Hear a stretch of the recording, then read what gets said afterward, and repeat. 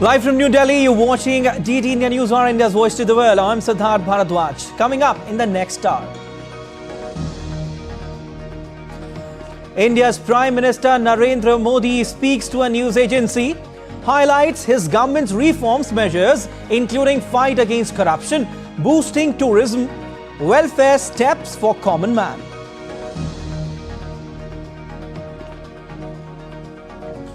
US lawmaker assures Taiwan of his country's help after China's drills.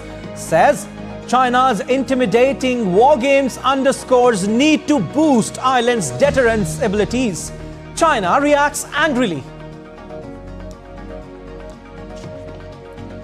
Emmanuel Macron becomes first French president to visit Germany in 24 years. Visit aims to show unity ahead of next month's EU parliamentary elections.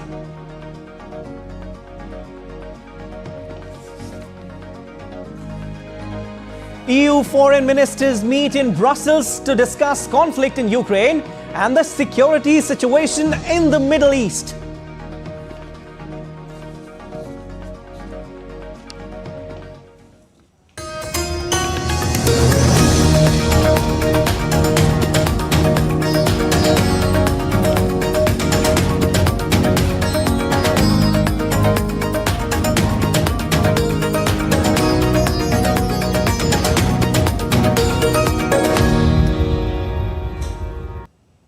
In an interview to a prominent news agency, India's Prime Minister Narendra Modi opened up for the first time on Congress leader Rahul Gandhi and AAP leader Arvind Kejriwal receiving endorsements from Pakistan.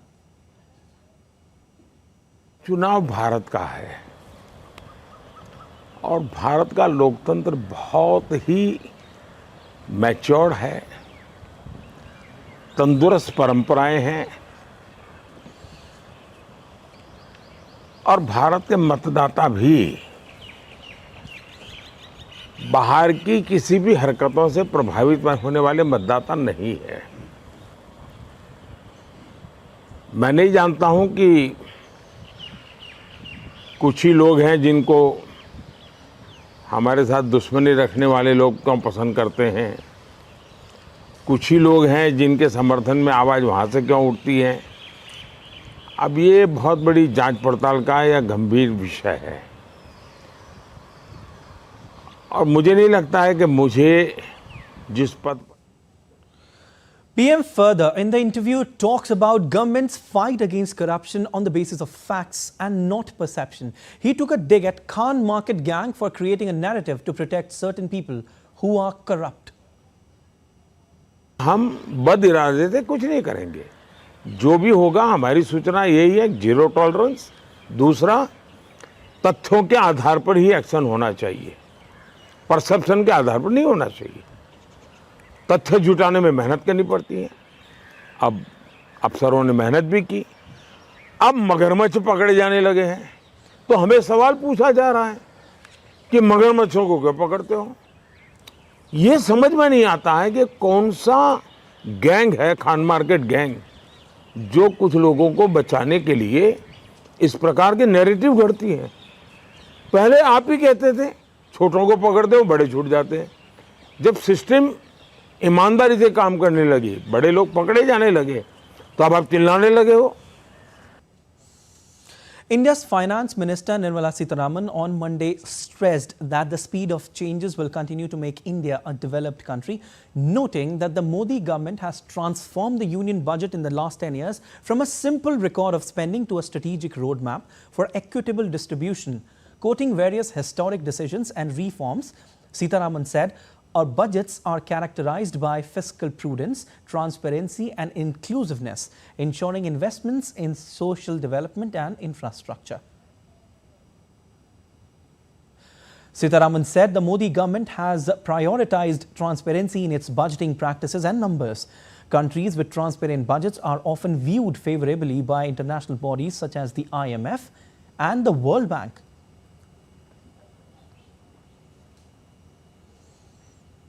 And US lawmaker Michael McCall visited Taiwan's capital Taipei on Monday, where he met newly elected President Lai Ching-te. Michael, in a statement, called China's intimidating drills as a move showcasing their disinterest in peace. 3 days after your inauguration, Mr. President, the forces of China conducted intimidating military exercises, sending aircraft, 111 aircraft and 46 warships, demonstrating that they are not interested in taking Taiwan by peaceful means, as agreed to in the Taiwan Relations Act of 1979. In response, China has told US to stay out of Taiwan affairs. There is only one China in the world, and Taiwan is an inalienable part of China's territory.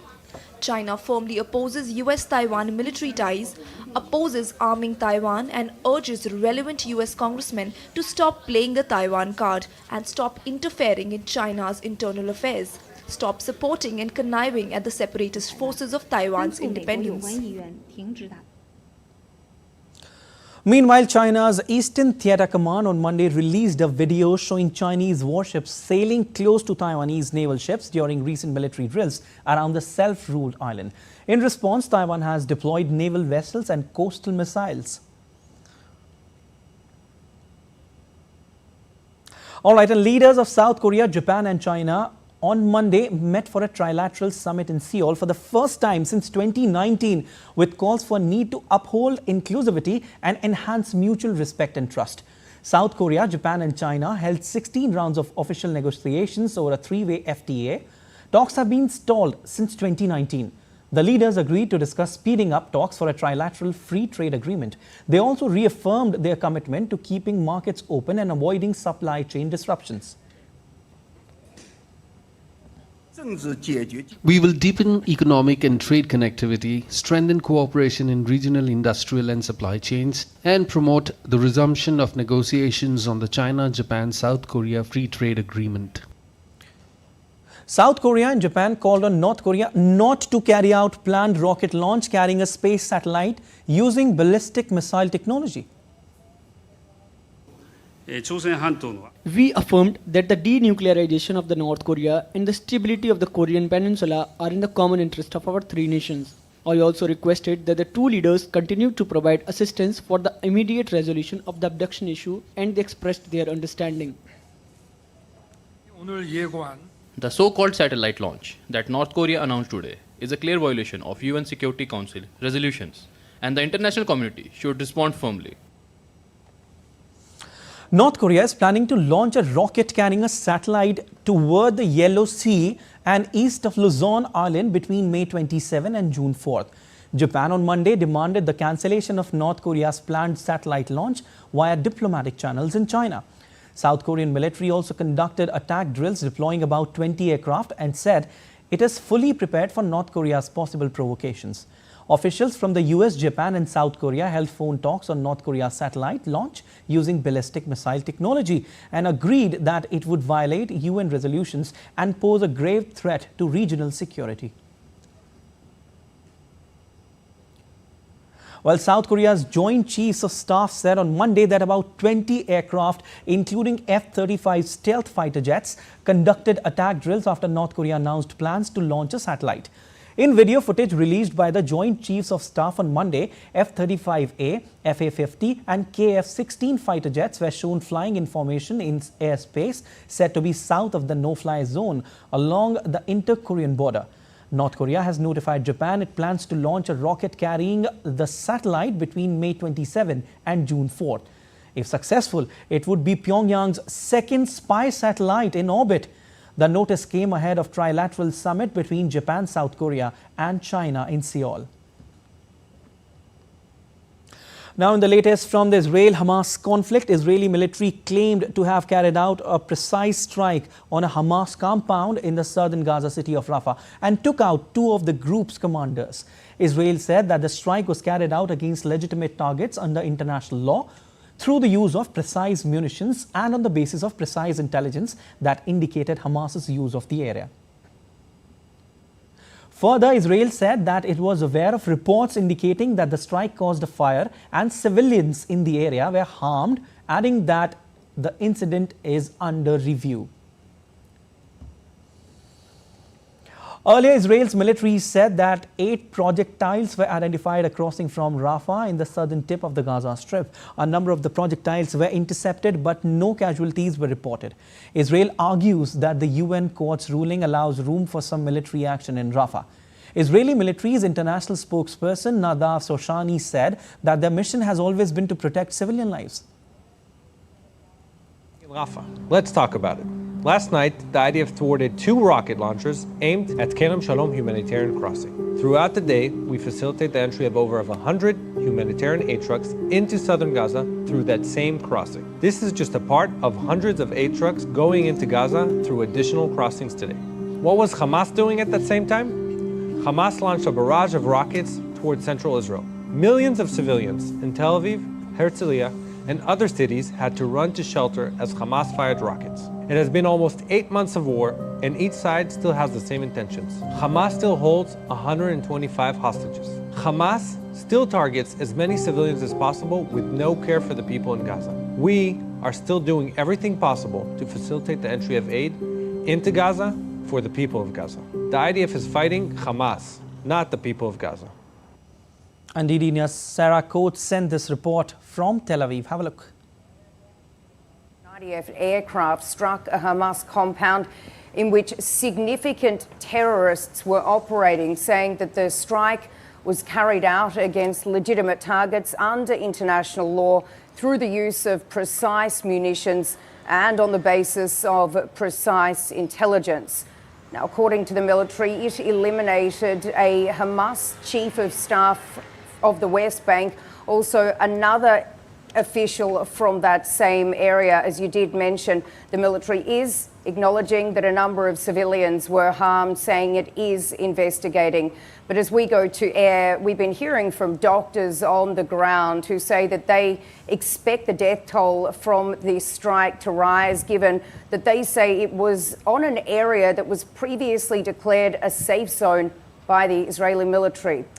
Well, Israel has maintained it is operating in accordance with international law. Shortly after that ruling a couple of days ago, we heard furious reactions from Israeli officials. They called it anti-Semitic. They were saying that they will continue fighting until all of these Israeli hostages are released. We do need to remember that this also did include Hamas, and we did hear from the EU's foreign policy chief, Josep Borrell, just a little earlier, saying that Hamas must also respect this ruling. And we do need to remember it was only 24 hours ago that Hamas fired a barrage of rockets over central Israel, including here in Tel Aviv. It was the first time in 4 months that air raid sirens were activated in this area. We can tell you that the Iron Dome missile defense system, it did intercept a number of these incoming projectiles, but not all of them, with one of them actually hitting a home just a little north of where I am, wounding one person. All right, and still to come on DD India News Hour.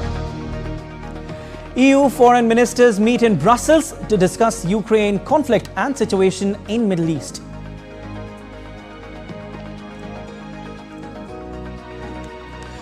French President Emmanuel Macron lays wreath at Berlin's Holocaust Memorial in Germany.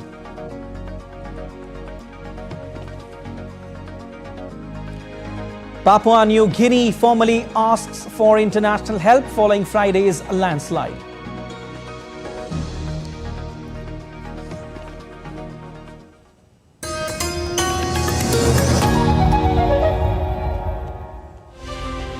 As India decides in the world's largest election, we help you feel the pulse of the nation. I am Sakal Bhatt. I am Shubhendu Ghosh. This election season, join us on a journey of India. We are in Assam. This is the tea city of India. From down south, Tamil Nadu. Discover the colors of democracy. Gateway to northeast of India. Coastal state of Kerala. Watch Poll Pulse on DT India.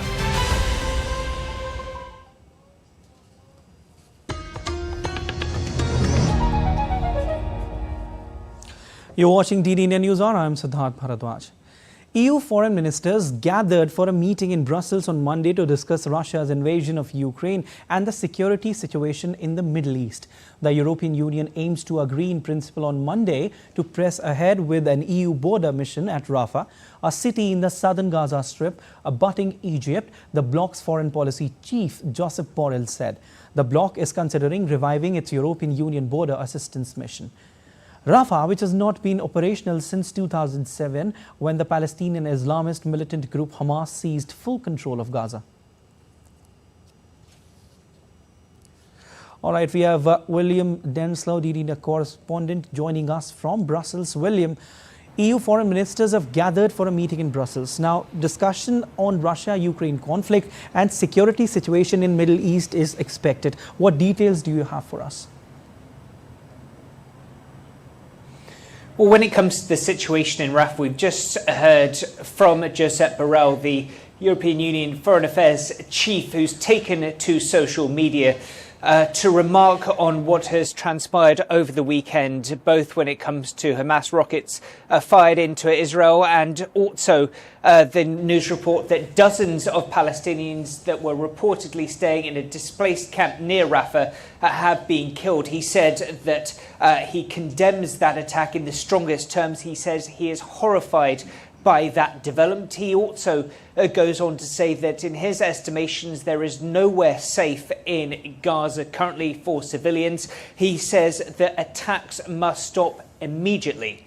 This follows just a few days after the International Court of Justice ordered Israel to cease its military offensive in Rafah. Josep Borrell is urging Israel to comply by that order. This will be a huge focus of the 27 European foreign ministers meeting, along with several of their Arab state counterparts as well. Another focus we heard from Germany's foreign minister will also be on the role that Europe can play when it comes to potentially taking part in controlling some of the border region to help allow some more humanitarian aid into the Palestinian enclave that the United Nations says is so desperately needed.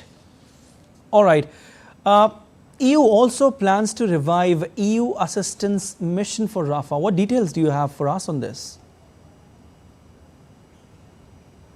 Absolutely. Well, this all comes into what role the European Union can play when it comes to getting humanitarian assistance into Rafah and into Gaza in total. We've heard from United Nations agencies that warn that hundreds of thousands have been displaced since Israel began its offensive in Rafah since May the 6th.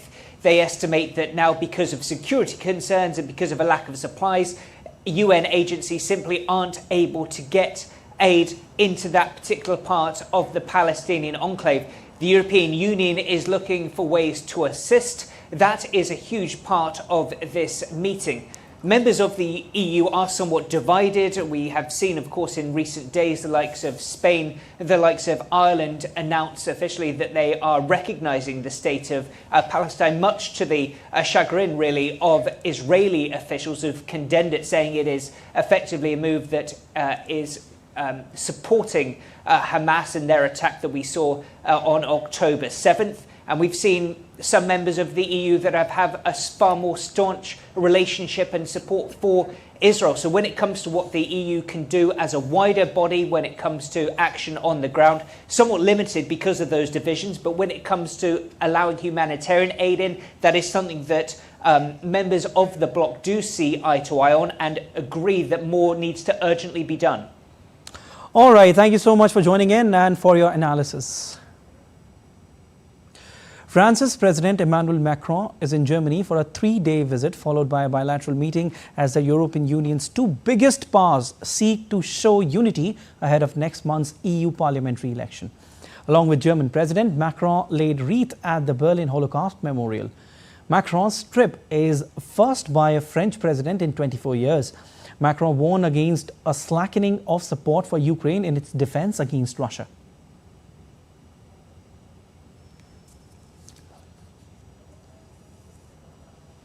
To be on the side of peace today means giving strength to the law peace, but not capitulation. Peace is not an abandonment of principles. We have too often seen this confusion and collective debates. Peace means enabling a country to defend its borders and sovereignty. International law to build a lasting peace is the camp we have chosen, that of the law for the long term.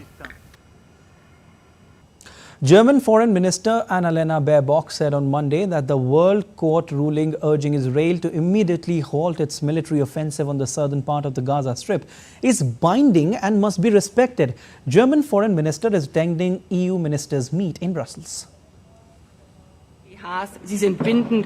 And these provisional measures of the ICJ, they are binding and of course they have to be followed.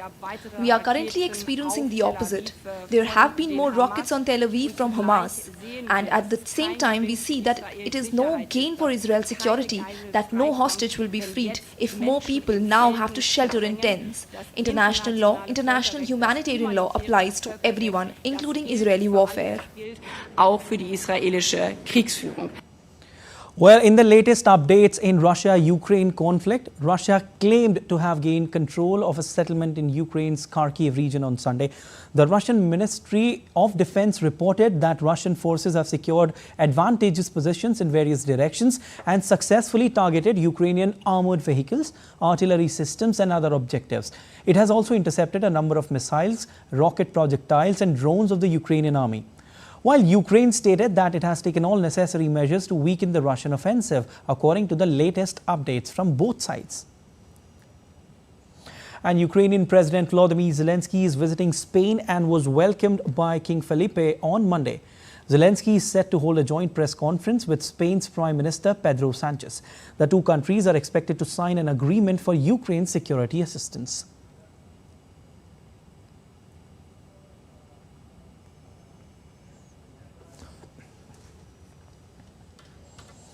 More and more army brigades in Ukraine are turning to marketing to attract more troops to join the fight against Russia. They're churning out recruitment ads that look like movie posters or film trailers. After more than 2 years of the war, the demand for more soldiers is higher than ever as Russian forces continue to slowly but steadily advance in the east. Meghu Milim speaks to two designers behind some of these ads. Have a look. A soldier facing off a zombie, and eyes that glow in the dark. These are not characters in a science fiction film, but real soldiers fighting in a real-life war. Posters like this one behind me have popped up all over Ukrainian cities away from the front lines. They are there to remind people that they are needed on the battlefield. Many of these ads are designed by soldiers themselves. Irina and Pavlo, who are members of the 59th Brigade, say they have been making them since autumn of last year. With barely any breaks from the battlefield, their car has become their workspace. We analysed what other brigades were doing and what was currently relevant in the advertising market. We also analysed the colour scheme, how it affects other people, because this is new to us. We're not designers. But we gradually learned and invented our own formula, how we would like to present the brigade so that it distinguishes our brigade from the others. They were inspired by the steppe predator, animals that roam the grasslands in southern Ukraine.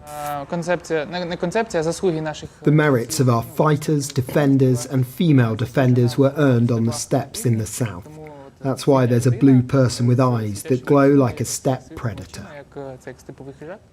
Ukraine has been struggling to mobilize more troops to replenish its depleted ranks after more than 2 years of war. That is why many brigades like Irina and Pavlo's have taken things into their own hands. Not only to speed things up, but to give potential recruits more agency in selecting a job that suits them most. Many of these posters have QR codes that lead to websites advertising positions as varied as medics, engineers, sappers, and drone pilots, dispelling concerns that soldiers are immediately thrown to the front lines. Judging by how much information is sent to us on Instagram about these posters, billboards and videos, they really work. We now have a lot of applications through our website. It is often said that the best soldiers are already fighting. But brigades believe there are more roaming the cities, and that these posters will motivate them to take the next step. Megumi Lim in Kiev reporting for DD India. And rescue efforts continue, and locals are mourning losses as over 2,000 people are feared to be buried under a massive landslide that swept over a remote village in Papua New Guinea. Residents are still trying to reach out to survivors as heavy equipment are unable to reach the remote areas for rescue.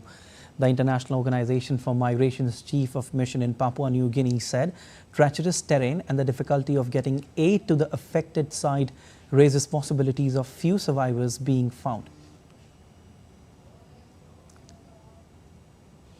It is so deep, it's very difficult to recover the bodies from underneath the heavy debris. And the land is still sliding, rocks are continuing to fall. The pressure that is coupled with the heavy bulk on the ground that has not been affected, neighboring, however, the debris, is leading to cracks. And furthermore, to make things worse, there is water flowing underneath the debris and the floor, soil, ground on which the debris sits. So we fear that this mud can turn the ground into a slide. India's External Affairs Minister Dr. S. Jaishankar expressed solidarity with people of loss of lives in Papua New Guinea following the recent landslide. In a social media post, he said, "Deeply saddened by the loss of lives in Papua New Guinea following the recent landslide, our thoughts are with the government and the people. India stands in solidarity with our friends at this difficult time."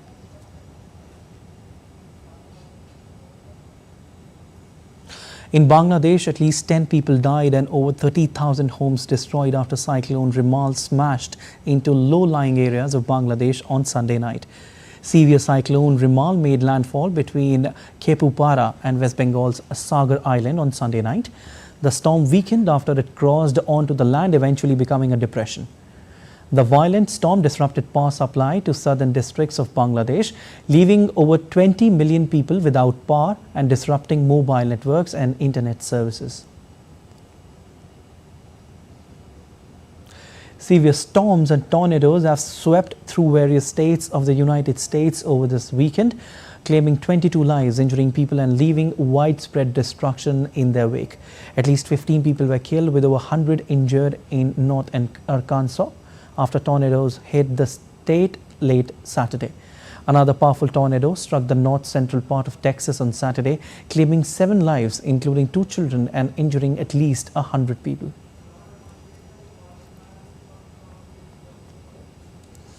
All right, let's take a look at other stories making news around the world.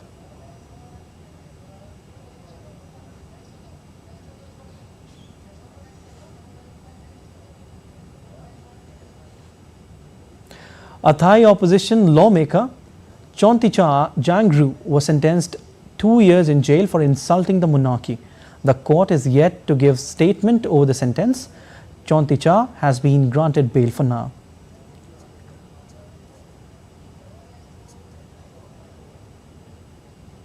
An Ireland-bound Qatar Airways flight Boeing 787 Dreamliner hit turbulence on its way but landed safely later. 12 people sustained minor injuries and were given immediate medical attention. The incident occurred for just 20 seconds. With elections looming closer, natives of South Africa's Durban are facing another major crisis as water shortages do not seem to end anytime soon. The dry taps and poor sanitation services have added to the financial and social problems of the residents, who pin it on corruption and mismanagement. Egypt's first eco-friendly electric taxi started its services in new administrative capital near Cairo.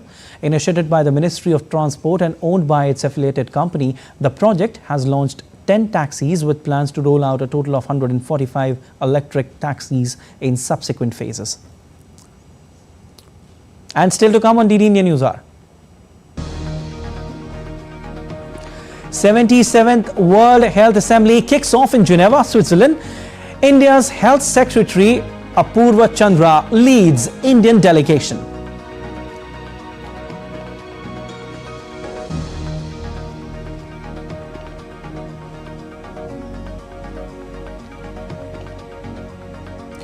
France to lift state of emergency in riot-hit New Caledonia.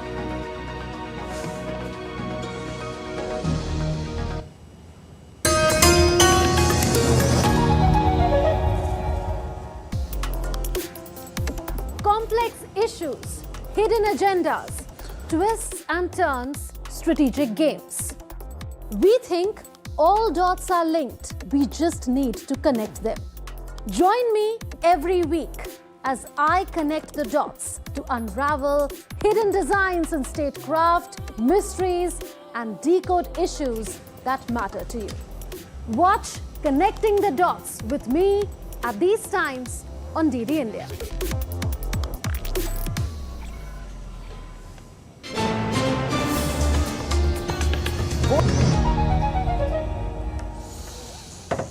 You're watching DD India News Hour. I'm Siddharth Bharadwaj. A quick recap of headlines.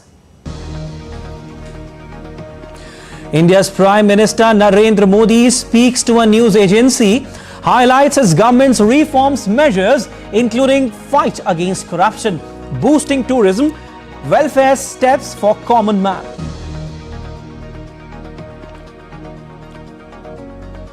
US lawmaker assures Taiwan of his country's help after China's drills. Says China's intimidating war games underscores need to boost island's deterrence abilities. China reacts angrily. Emmanuel Macron becomes first French president to visit Germany in 24 years. Visit aims to show unity ahead of next month's EU parliamentary elections.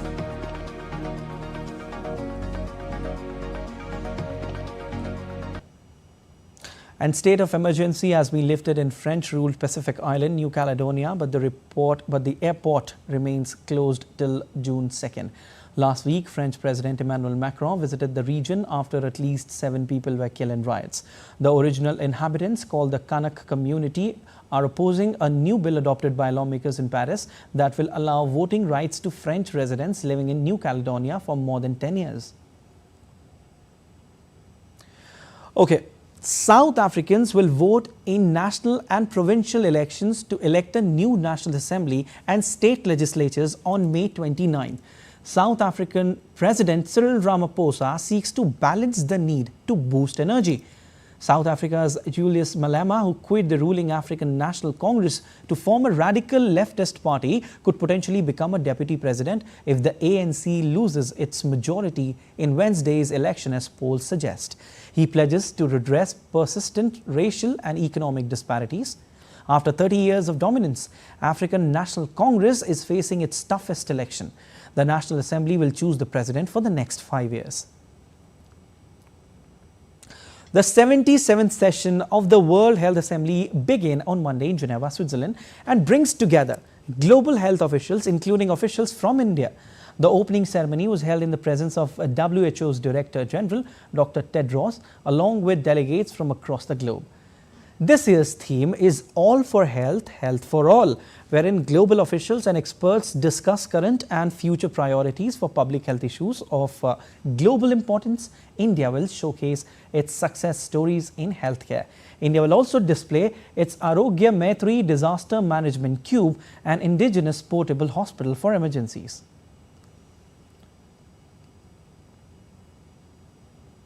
India and Mauritius held bilateral meet on the sidelines of 77th World Health Assembly in Geneva. Both sides agreed to expedite the regulatory process to make the Jan Aushadhi Kendra established in Mauritius functional. Both sides agreed to cooperate in areas of digital health and capacity building of the health workforce. They agreed to promote health and wellness with particular focus on traditional systems of medicines and yoga. Earlier, India also held bilateral meet with Japan on the sidelines of 77th World Health Assembly. Both sides agreed to expand the areas of collaboration to digital health, use of AI in health, elderly care and non-communicable diseases.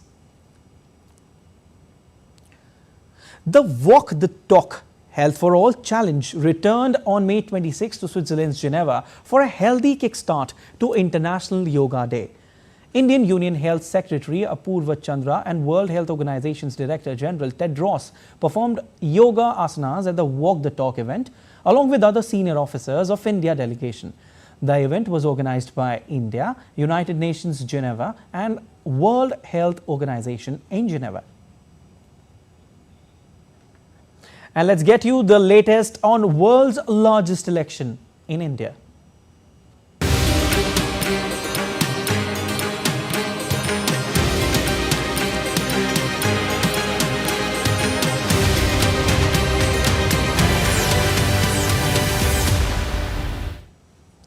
"57 constituencies across 8 states and union territories will go to polls on 1st of June in the 7th and last phase of India's parliamentary election. 904 candidates will be in the fray. 13 seats each in Uttar Pradesh and Punjab, 9 in West Bengal, 8 in Bihar, 6 in Odisha, 4 in Himachal Pradesh, 3 in Jharkhand and 1 seat in the union territory of Chandigarh will go to the polls on 1st of June.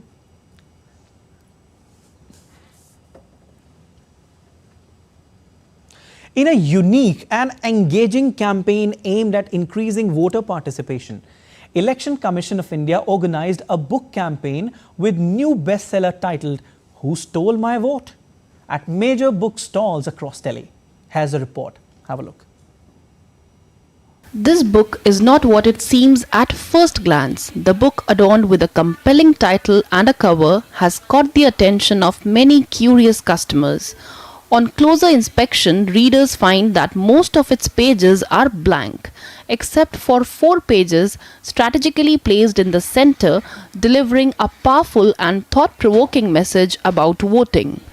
The innovative content design of Who Stole My Vote is crafted to grab attention and stimulate discussion. The book's cover and blurb focus on the critical issue of low voter turnout, particularly in urban areas.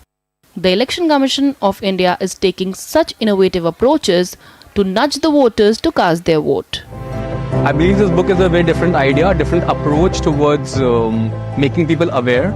It's a good way to just make them realize what they are missing.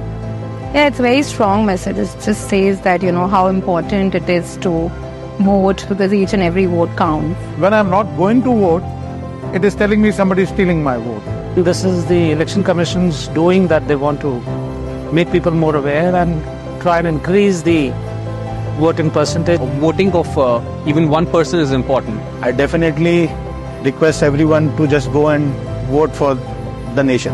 So that's something which Election Commission has said it very loud and clear through this book.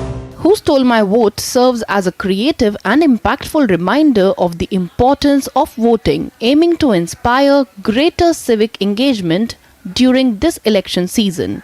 As this innovative publication continues to generate buzz, it also fosters a crucial conversation about democracy and the power of each individual's vote. Kriti Vadhera's report for DD India. Kolkata is often called the cultural centre of India. It is set to vote in the final phase of general elections. West Bengal has 42 seats in parliament. Learn more about the city and what's at stake in these elections. DD India's Shubhendu Ghosh reports.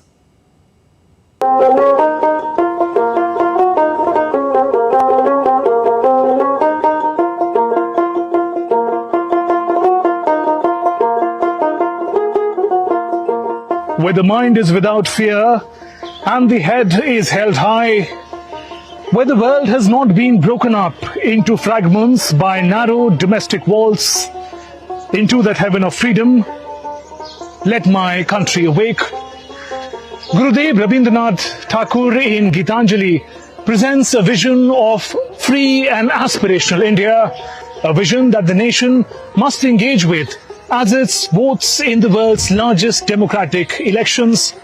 We are at Gurudev's ancestral home in Jorashakho, Thakurbari in West Bengal. It's a museum now. Welcome to Kolkata, the city of joy. Once a center of colonial power, Kolkata distinguished itself with a leading role in India's freedom movement. In a rapidly changing world, the city still hangs on to its gentle pace of life. Today, Kolkata is an important hub of trade and commerce, and also art and intellectual pursuits. Breathtaking variety of sweets, from the humble Rasgulla to the heavenly Sandesh, have carried the sweetness of Bengali culture to farthest corners of the nation and the world. West Bengal has 42 seats in parliament and is voting across all 7 phases of the elections. নির্বাচনের তো অবশ্যই প্রয়োজনীয়তা রয়েছে, ভোটের প্রয়োজন রয়েছে, আর গণতন্ত্র এটা প্রায় 130 কোটির দেশ। গণতন্ত্রকে বাঁচিয়ে রাখার জন্য মানে মানুষের ইচ অ্যান্ড এভরি পিপল মানে যারা ভোটার তাদের অপিনিয়নটা খুব দরকার। আমাদের মনোমতো লোক আসুক, যাকে আমরা সুযোগ্য মনে করি, এটা তো আমাদের এক্সপেকটেশন এবং আমরা চাইছি সেটা, যিনি আসবেন মানুষের জন্য কাজ করবেন। Mamata Banerjee's Trinamool Congress has dominated the political landscape of Bengal after uprooting the left rule over a decade ago. But under leadership of Prime Minister Modi, BJP has made steady inroads into Bengal, especially in national politics. For the Congress and the left, it is a battle for survival. While Bengal is often referred to as the sweetest part of India, it may not be true for its political culture. Political violence has been normalized here. Many lives have been lost and destroyed in the game of power. So much that one believes that these elections are not just about the future of Bengal, but its very identity. With camera person Saurabh De, Shubhendu Ghosh, Kolkata, DD India. The northern Indian city Varanasi in Uttar Pradesh will go to the polls in the 7th and last phase of India's election on 1st of June. Campaigning is on in full swing. Prime Minister Narendra Modi seeks re-election from the city. Deepika Mehto reports. As we enter the last and the 7th phase of Lok Sabha election 2024, Team DD India has now reached beautiful Varanasi. The fight here is between Prime Minister Narendra Modi and Congress candidate Ajay Rai. Now, how the fight is going to shape up, how they are promising to woo the voters, and what are the kind of rallies that are taking place across the streets of Varanasi, we'll get you all the latest from Ground Zero. Varanasi, the beautiful city famous for its temples, ghats and its culture. Ever since 2014, the political quotient of the seat has also taken a giant leap when PM Narendra Modi decided to contest for the lower house from this seat. From here, it will go to polls in the last phase on 1st of June. It seems like a fitting finale to the high decibel, no-holds-barred election campaigning witnessed in Uttar Pradesh so far. PM is eyeing a record 3rd straight term in office and 3rd consecutive win from Varanasi. The Congress is, however, claiming otherwise. This time, Congress is going to win the Lok Sabha election from Varanasi. We cannot see any BJP official campaigning in rural areas, and when we went inside, we saw that people are in favor of our candidate Ajay Rai. On the other hand, BJP doesn't see a challenge at all, let alone any chance of a close fight. There is no challenge. BJP is winning with great numbers. A lot of infrastructural development has taken place across India and especially Varanasi.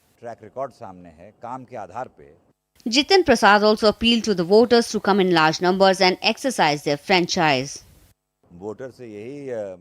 I appeal to all the voters to come out in large numbers and exercise your right. Come and vote on the 1st of June.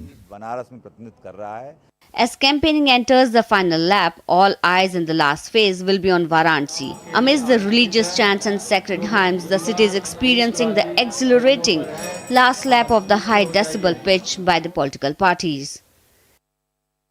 So now you know how the political fight is shaping here in Varanasi amid a heated political battle and other rallies which are currently taking on, and they will continue until the silent period gets activated. Well, we'll keep you updated from the streets of Varanasi of how the political battle is shaping up and what the voters have to say about it. The final results will only come out on the 4th of June, but before that, keep watching DD India for all latest. With camera person Sanjeev, this is Deepika reporting from Varanasi.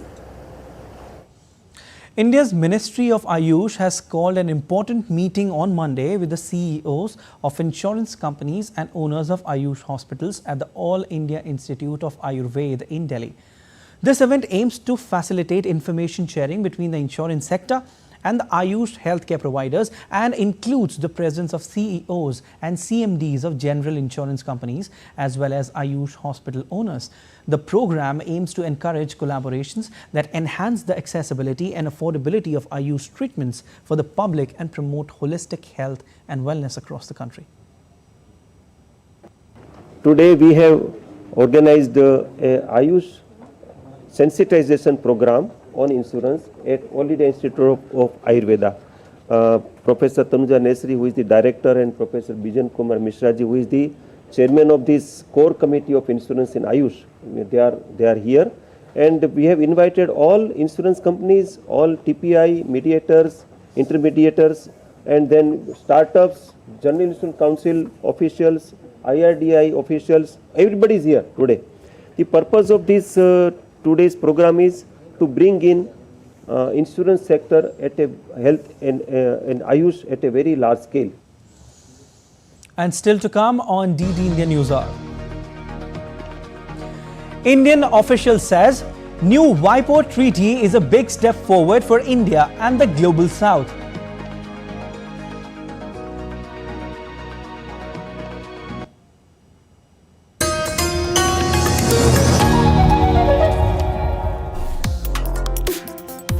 Complex issues, hidden agendas, twists and turns, strategic games.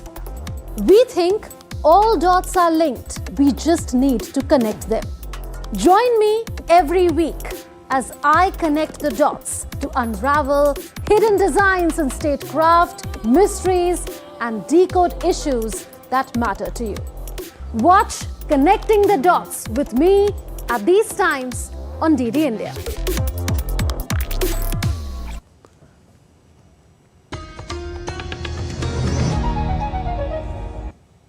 You're watching DD India News Hour. I'm Siddharth Bharadwaj.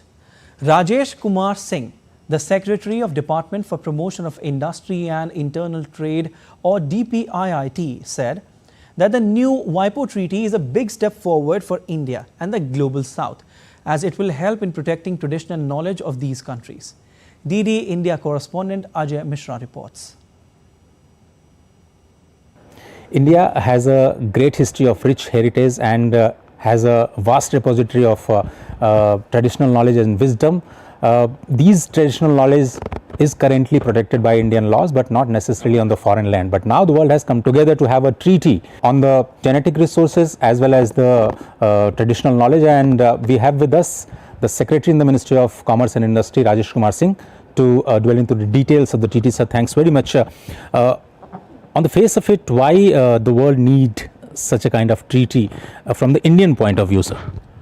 So, to make it sort of tangible for your viewers, you will remember that several years back there have been attempts to commercialize some elements of traditional knowledge or indigenous genetic resources for commercial benefit.